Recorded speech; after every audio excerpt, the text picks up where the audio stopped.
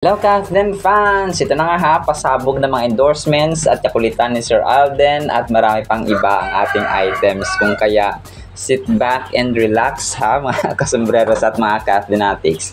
So pinakauna na nga dito, yung Hungry Pita ni Sir Alden sa Bacolod. Magbubukas na no? Kasi ito inaayos na mga kasembreros yung venue doon mga kasembreros. So, ang nakakatawa dito, hindi pala siya sa loob, hindi lang siya parang yung stall na parang maliit na parang di ba sa may mga malls, di ba parang ano lang, parang yung kasya lang yung tao, tapos yung parang nakabantay lang, parang gano'n lang ba? Pero hindi siya gano'n na style mga kasembreros, no?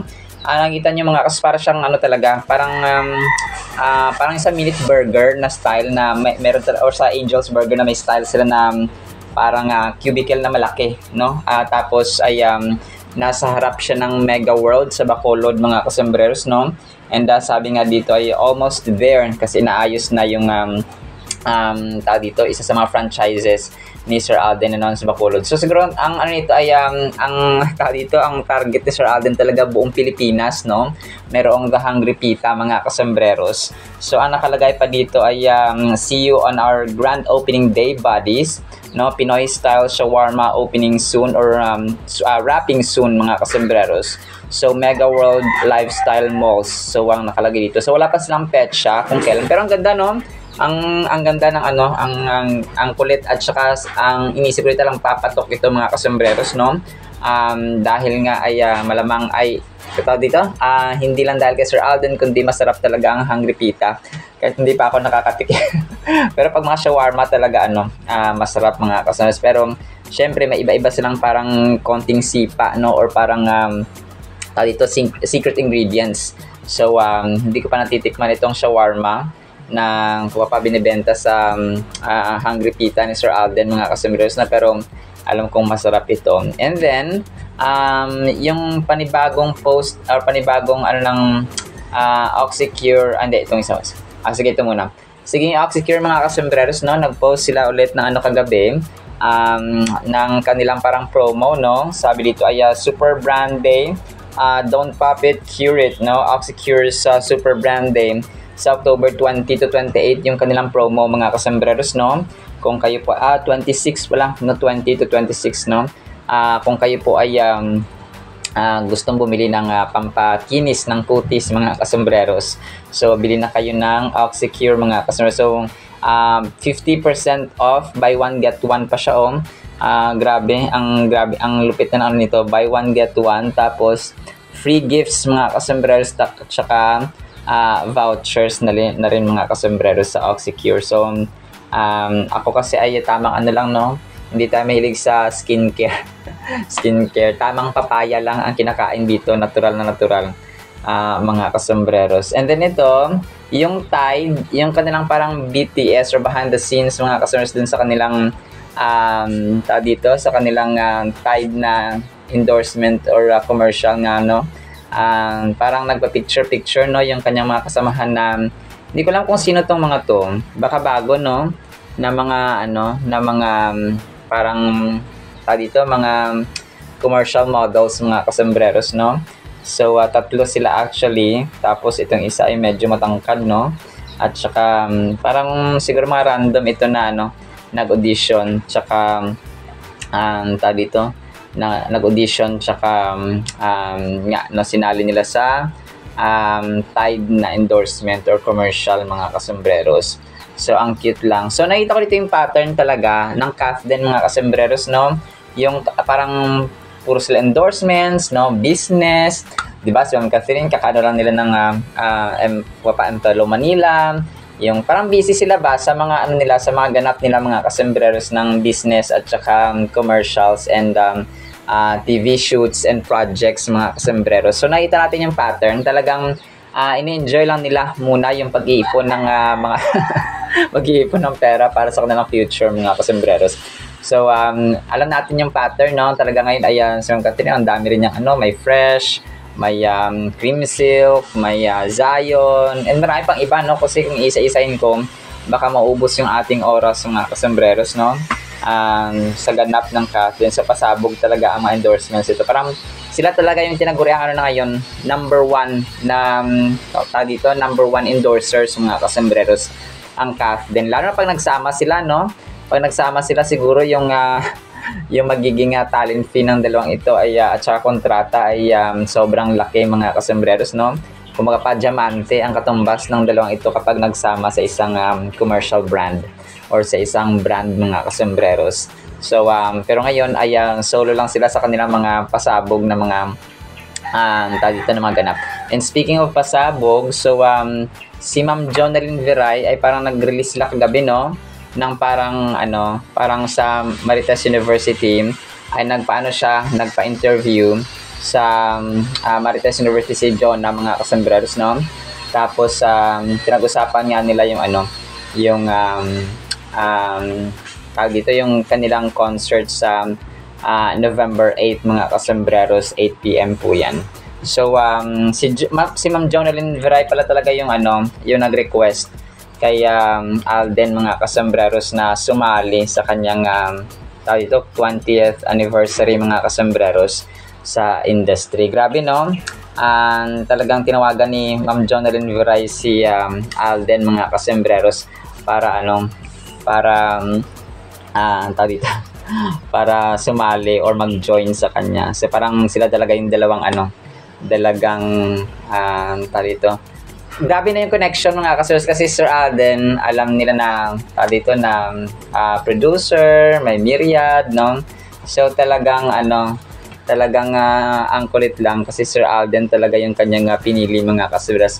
Hindi siya kumuha sa ABS-CBN, tapos sa GMA talaga, kasi talagang sa GMA naman talaga nagsimula si Ma'am Jonalyn Veray. So ang kulit lang kasi parang nung tinawagan niya tsaka nag-request si Sir Alden, ayan talagang nag-go talaga si Alden agad-agad mga kasembreros.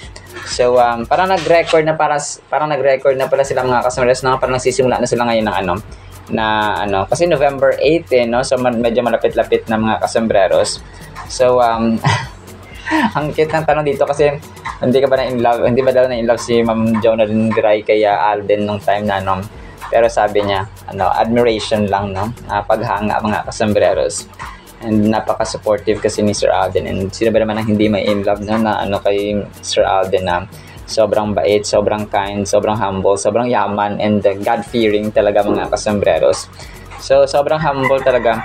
So, mamaya, pakinggan ninyo ito mga kasembreros para ma-appreciate po ninyo mga kasembreros itong interview ni Ma'am Jonalyn Veray with Sir Ray Pumaloy. And then ito, na last item natin, itong kakulitan ni Sir Alden mga kasembreros.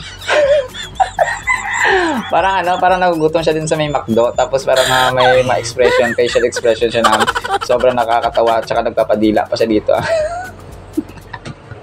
Parang bata na yun, nasa interview sila dito yung sa World Egg Day mga kasembreros, tapos bahala ka dyan, baka parang sobrang nakakatawa talaga ito si Tisoy mga kasembreros. Parang bata hindi makalaing bilyonaryo at saka phenomenal box office si Maki. Tapos yung pinakalasa para may hinihingi siyang iwan ko si Pops, ikaw na talaga, no? Kwela, pag seryoso, pagka sosyalan at saka pangmalakasan at saka pangmalakasang dating, no, may kotse and so on. So ikaw na talaga, nasa iyo na ang lahat. God-fearing pa, yun ang pinakamahalaga sa lahat mga kasembreros, no? And then ito, yung kay Ma'am Catherine naman ay parang lang ito, parang repost or parang yung magkasama sila ni Lexine, no, na kanyang pamangkin mga kasembreros. Tapos parang nagka-picture silang dalawa mga kasembreros, no. Pero parang throwback lang din ito na picture mga kasembreros. Alright, sinasya sa ating captain items. Pakinggan natin itong kay Ma'am Jonah kasi matatawa kayo dito. Tapos afterwards ay yung salita po ng Panginoon. And ngayon po ay October 15, 2025, Wednesday na po, no. Sana po ay pakinggan po natin ang Word of God afterwards. Yes. Okay, pag-usapan na natin yung mga guests na inaabangan. Yes. Alden Richards. Yes. Ano ang gagawin ni Alden? For the first time yata na First time nyo bang No, may actually- collaboration or something? Actually, Ma'am Ray, kaya nag-ask po ulit ako sa kanya. Nag-ask ako ng support sa kanya kasi ever since nung nagko-concert pa po ako sa maliliit na venues, he was always there. Talaga? So, isang As a singer din, Hindi, nanonood.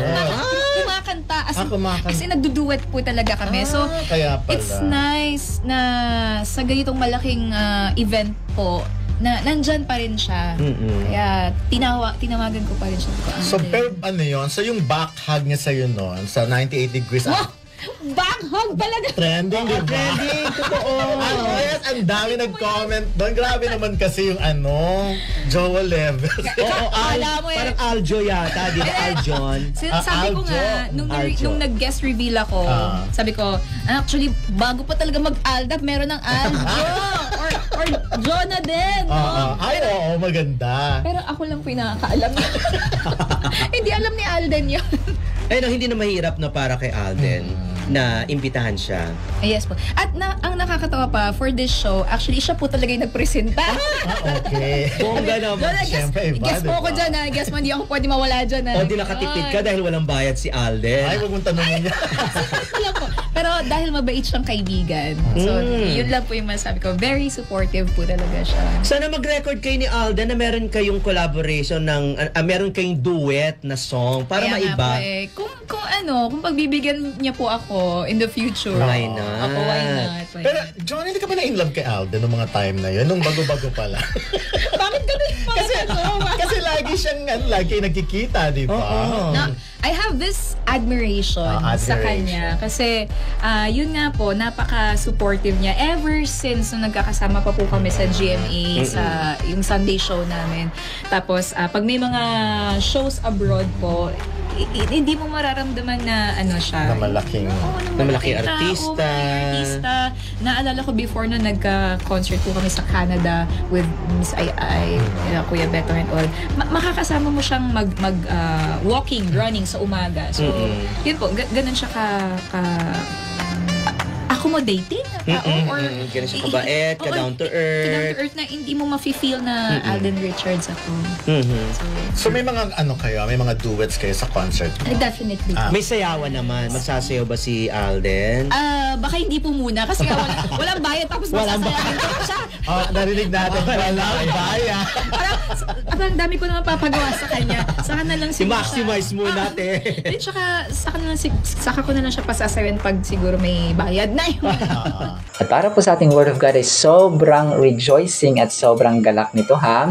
Ang title po natin, Pumalakpak Tayo. Psalms 47 verse 1, Oh, clap your hands, all you peoples. Shout to God with the voice of triumph or the voice of victory, mga kasambreros, no?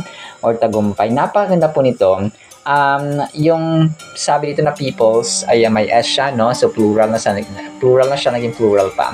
Ang peoples dito sa English grammar po ay nagko-connotate or equal po siya sa iba't ibang tribo, iba't ibang lahi, mga kasangres. Let's say, yung tribo ng Ilocano, tapos Cebuano, Ilonggo, Waray, Karaya, Manobo, Bagobo, and so on. So kapag tinipon-tipon mo yun sila, pwede siyang peoples. Kasi nga halo-halo siya, mga kasambreros. So mix-mix na at saka iba-ibang mga kasambreros. So dito ay yung Psalms, mga kasambreros, ay parang iba-ibang tribo, no? Let's say, di ba may 12 na tribo ang Israel, mga kasambreros, no? May Judah, Manasseh, Gad, Joseph, Benjamites, no? And so on, mga kasambreros, Judah. So 12 yun sila, mga kasombrero. So ito yung parang dito, connotation na lahat ng tao ng Panginoon, no, na lahat ng lahi, lahat ng tribo ay pumalakpak sa Panginoon at sumigaw sa Panginoon ng may victory at may triumph, mga kasos. Kung pa yung laban natin ay naipanalo ng Panginoon. So we are on the side of victory. No, we are not fighting for the victory, but we are on the side of the victory already, or of the triumph already. So, kumaga pa, claiming na lang yung ating kailangan dito, no? Ang pag-claim na lang sa Panginoon at ng victory na ito, ng tagumpay ang kailangan kasi nga naipanalo ng Panginoon natin para sa atin, because He is the God of victory and triumph, mga kasama.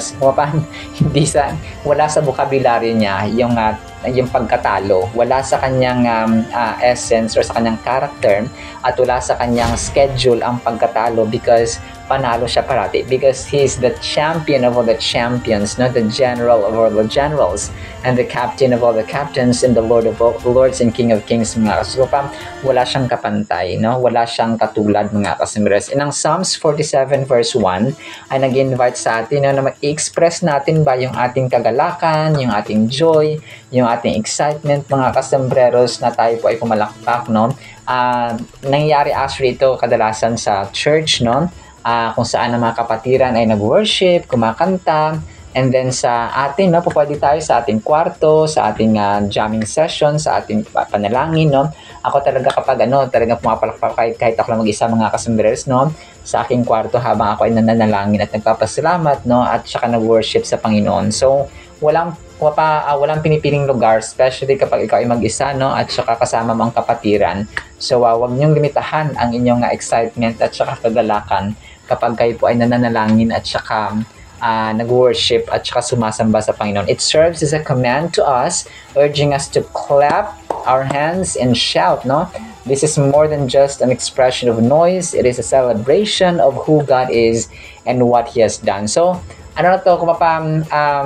not just about expression, but it's command, no, at saka utos ng ating Panginoon na i-clap natin, no, pumalakpak tayo, mga kasas, because our God, kasi nga, di ba, pag artista, pag mga celebrity, pag mga politiko, talagang pag andyan sila, pag hinahangar natin, di ba, pumapalakpak tayo, pag andyan sila, pag nagtapos ng speech, di ba, pag someone na ino-honor, talagang pumapalakpak tayo, how much more ang ating Panginoon. Kung mapakulang pa ngayong pagpalakpak, kulang pa yung pag-clap ng ating hands, but sa level ng tao ay yun ang ating magagawa. When we clap our hands, we're not just showing excitement but also unity among believers. Kaya na-mention ko kanina kapag sa church, mga kasmeros, it is an act that brings us together with a purpose. We come together to acknowledge God's greatness. So, siya patunay, parang mga pa-acknowledgement na ang Diyos natin ay deserving na palakpakan, no, sa langit, kasi forever na yun, mga kasembreros, na rejoicing, forever na napagdakila, forever na pagpalakpak, mga kasembreros, at saka pagpuri sa Panginoon, pagsamba. Wala nang tigil doon, mga kasembreros, sa heaven, no, talagang araw, gabi, walang tigil, mga kasembreros, ang pagsamba at pagdakila at papuri sa Panginoon, mga kasembreros. Lahat pwedeng gawin doon sa langit, no? As long as yun ay papuri sa Panginoon, mga kasembreros.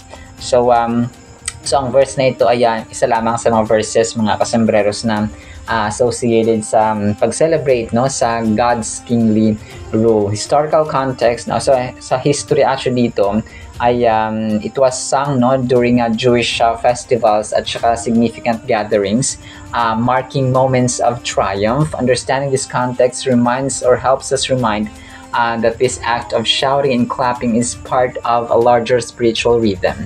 So nga, no, ang pagpalakpak kasi ay isa lamang sa mga ginagawa ng mga Kristiyano, namamanampalataya ni Kristo, para patunayan at pakita na siya ay dinadakila, siya ay itinataas at tinaangat, mga kasembreros. When we look closely at the invitation to clap and shout, we see the importance of active participation in worship. Kasi may ibang tao sa church na lalo na pagbago, parang lang sila, tahimik lang, nag-observe, no, hindi pa yan sila gaano nagalaw kasi nag-observe pa nga sila. Ano kayong ginagawa ng mga to? Bakit sila pumapalakpak? Bakit sila umiiyak? Bakit sila nagtataas ng kamay? No? Bakit sila kumakanta? No? Ganon. So, that's very understandable, mga kasembreros. Pero as time goes by, kapag tayo po ay naging malalim na sa pananampalataya, no, sa Panginoon, ay after how many times na mag-attend tayo ng church service, ay gano'n na rin, na pumapalakpak na rin tayo. So clapping our hands is not merely an optional response. It transcends participation in worship. Clapping our sabi dito, these physical expressions reflect inner joy. When we allow our spirits to connect with our actions, we encourage others around us as well. Imagine being in a concert, feeling the electric excitement. So kagaya nung sa concert, no? Ang mga tao nga talagang excited at saka napapatalon pa talaga. napapasigaw, napapatalon sa sa kanta or sa sayaw ng kanilang mga iniidolo mga kasambreros, how much more sa Creator of all the creators and the King of Kings and the Lord of Lords. He is the magnificent of all the magnificent. He's not just a performer, no? God is not a performer himself kasi God na siya mga kasambreros.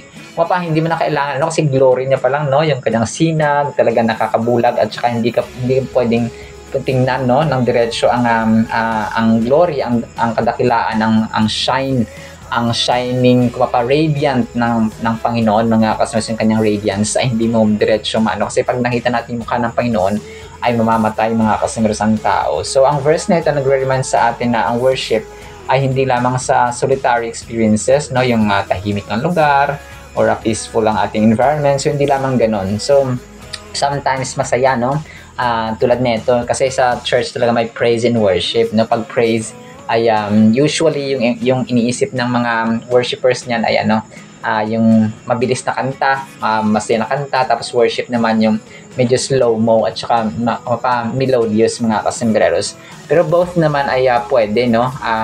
May lang talaga, may sequence lang talaga sila mga kasambreros.